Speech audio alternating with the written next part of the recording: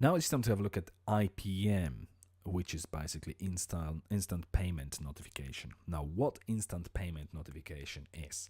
As it says, it's instant response with the payment status, basically. So when the client comes back from a PayPal's website after clicking pay button, the transaction has gone through PayPal, but it may have been successful, it may have been unsuccessful for any reason, and obviously we won't know about this. And if we want to dispatch goods, rather than logging into the PayPal's account and checking in whether the transaction has been successful, we can actually get the response from PayPal, which will confirm whether the transaction was okay or not. And then we can check on our own system within the dedicated control panel whether this specific transaction has been processed by PayPal, whether PayPal has approved the payment, and so on. So this is what IPN is going to help us to do.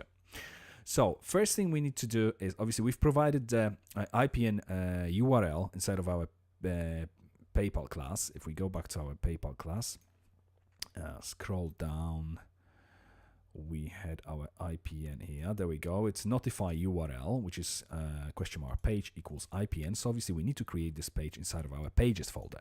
So let's create a new file, call it ipn.php. Now the first thing we're going to do in this file is not going to have many lines of code actually. It's going to be an opening PHP tag. We first create object PayPal, which is a new PayPal class, and now object PayPal, and we only call one method, IPN, and that's all within this specific file. We don't need the structure of the page, as it's not the page for someone to look at. It's only for the information to be sent to this page from PayPal. PayPal will send us the post with all this status data. We need to process it, go back to PayPal to confirm whether this has been actually received from them, whether they have this kind of record. And then once they verify this, as you can see, we've got two calls. Once they verify this, we can process our order and change the status to actually paid. Okay, so let's close our ipn.php, and we are inside of our paypal.php class. And we need to create our IPN method. So if we scroll right to the bottom, I'm going to hide this browser on the left. Okay, a few new lines again. Something like this. And now we start with public function IPN. We don't pass any parameters to this method. And we start with if this validate IPN. So this is the method which we're going to create right now. Validate IPN. We can create actually right before our IPN method. So that's one after the other. So we start with private function, as we're not going to be using this outside of the class, validate IPN.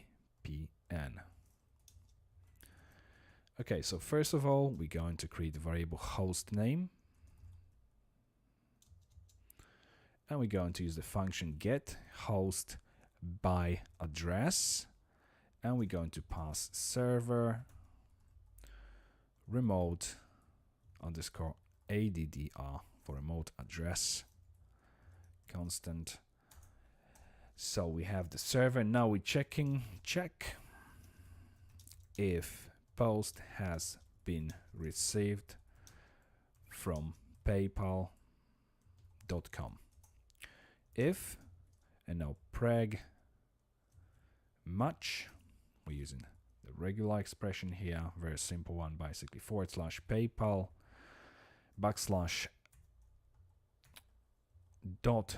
/com, and then $sign after this, because we may have anything else after that, and host name.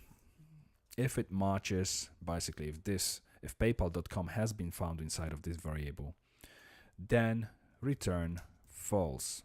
Sorry, if it hasn't been found, obviously because we have exclamation mark. So if it hasn't been found, return false.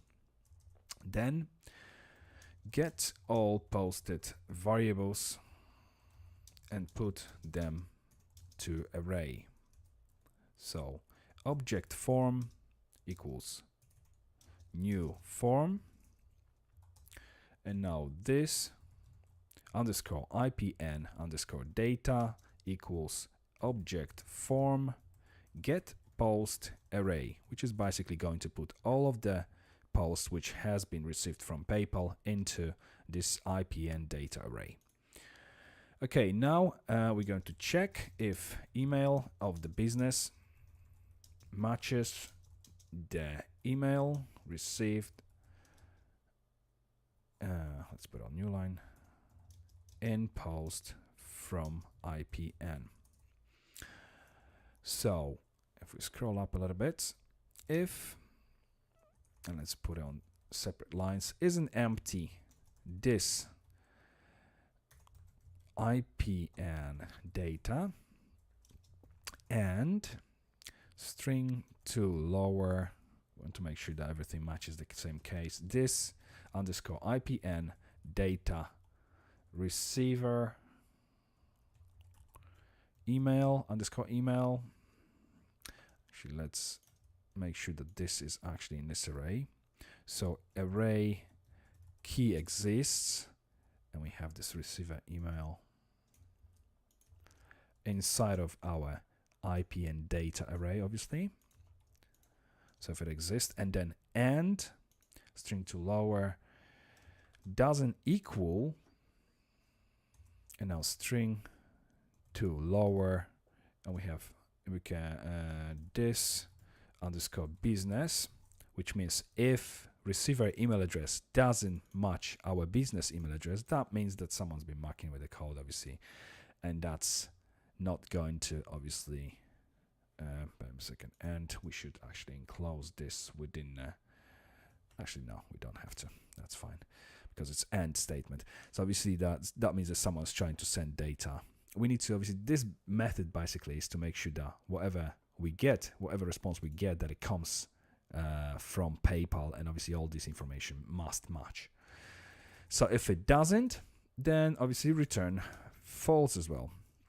Otherwise, return true. So if all these two if statements return true, basically if they are not successful, then the response from the method will be true. So this is something what we need for this statement here to be processed further.